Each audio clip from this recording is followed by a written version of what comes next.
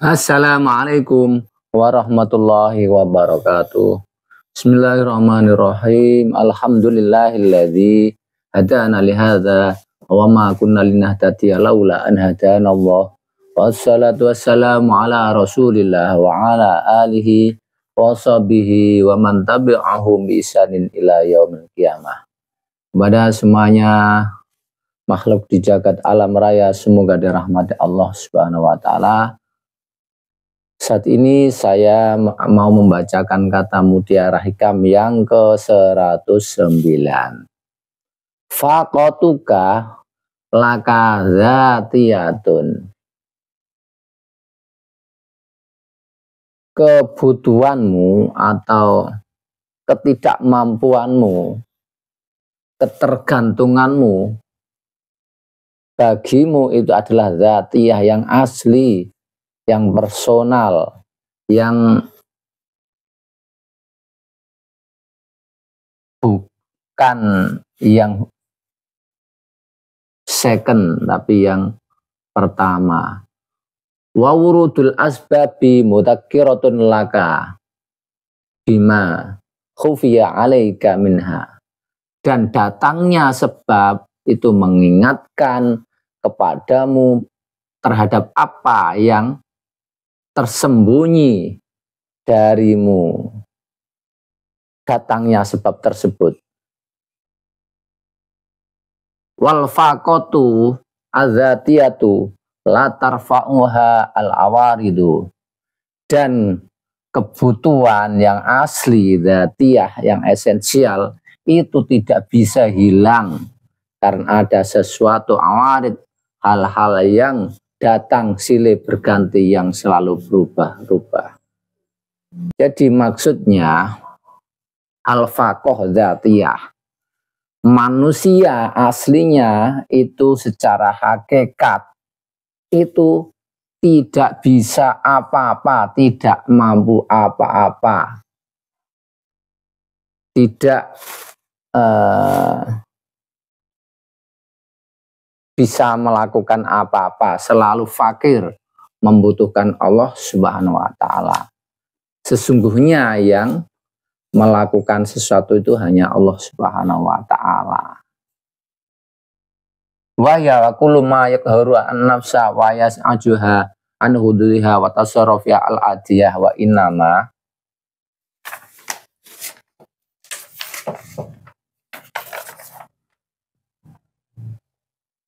wa inama kanat faqatuna dzatiyah la tufarikuna sa'atan wahidah. Jadi kebutuhan kita, sesuatu yang silih berganti, yang merupakan kita membutuhkan sesuatu hal itu tidak lepas dari diri kita, tidak terlepas dari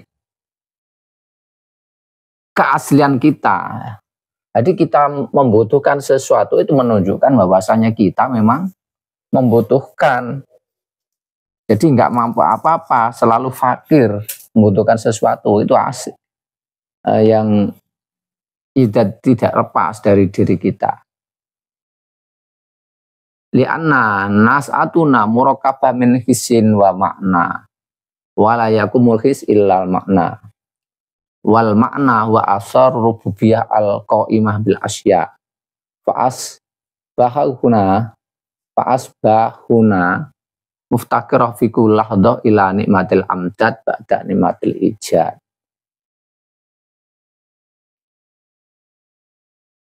Karena manusia ini tersusun dari dua hal, sesuatu yang bersifat fisik, yang maksudnya fisik ini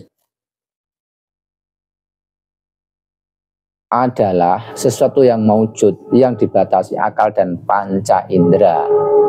Dan yang esensial yang ada di baliknya fisik ini. Jadi manusia ini tidak bisa berdiri tanpa dua hal itu tadi. Sesuatu yang di balik fisik dan sesuatu yang berupa fisik.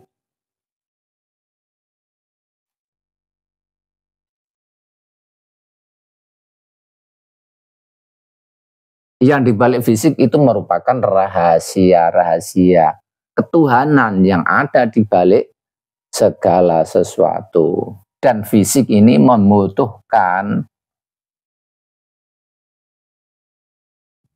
Tuhan itu tadi dalam segala gerak-geriknya. Hati fisik tidak bisa bergerak kecuali ada yang di balik fisik, makna di balik fisik. Setelah fisik diwujudkan, kemudian membutuhkan nikmat-nikmat selanjutnya dari perwujudan itu tadi.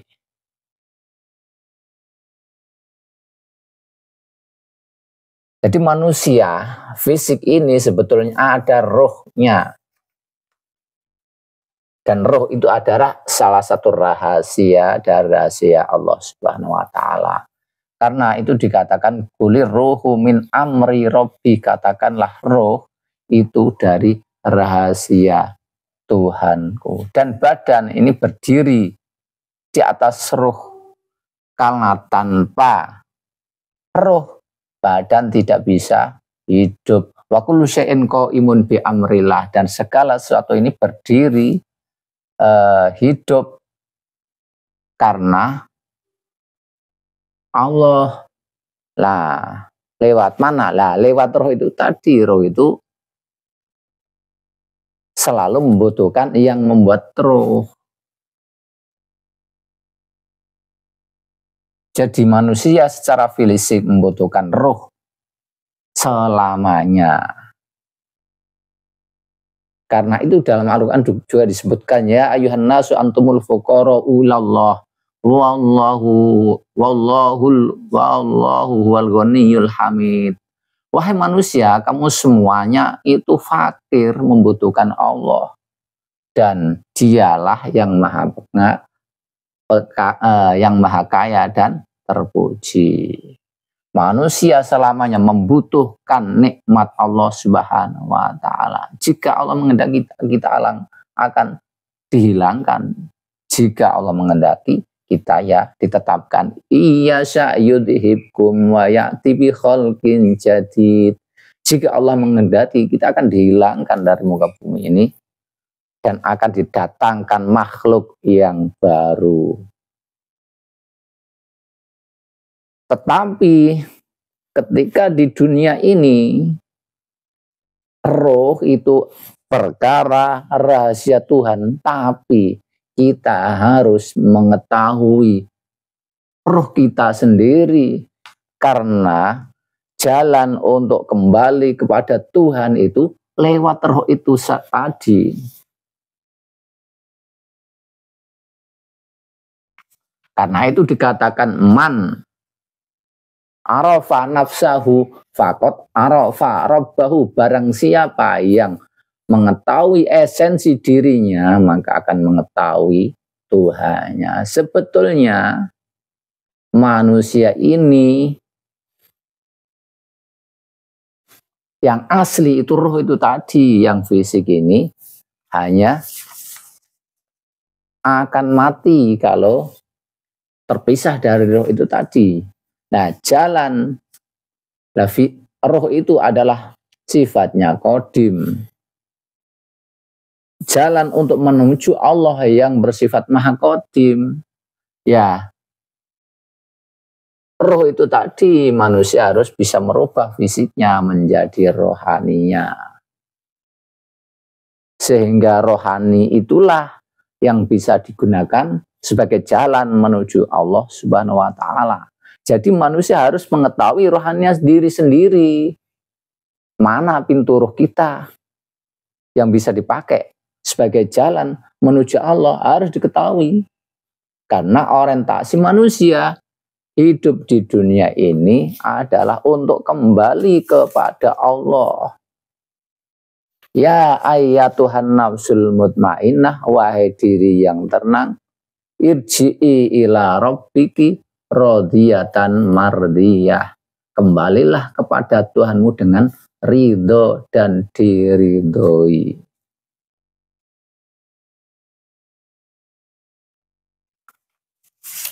Nah, itulah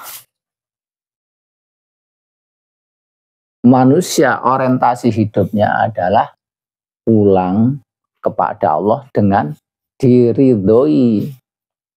Karena itu di dalam kandungan dikatakan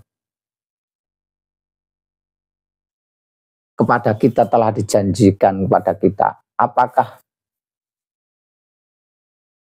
engkau mengakui bahwa aku Tuhan? Iya, saya mengakui. Qalu bala syahidnya. Iya ya Allah, saya menyaksikan.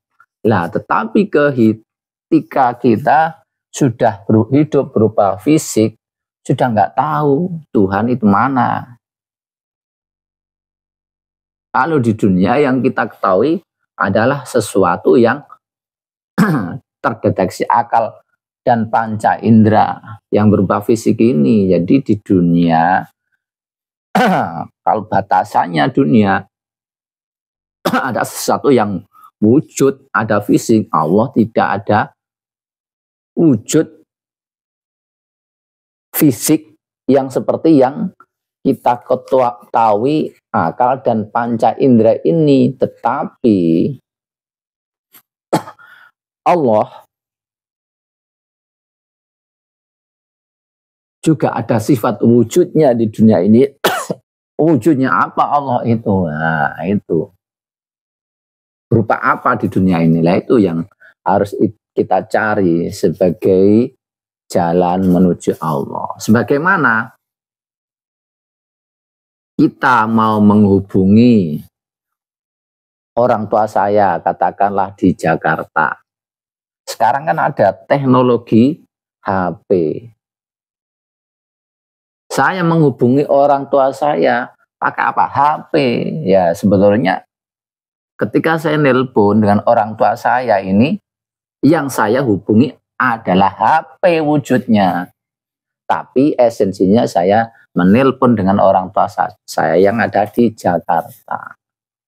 Dan yang bisa terhubung dengan orang tua saya di Jakarta bukan fisiknya, bukan HP ini dengan orang tua. Tetapi karena saya mengetahui teknologi gelombangnya HP, ada syarat rukonya, ada pulsa, saya tahu nomornya,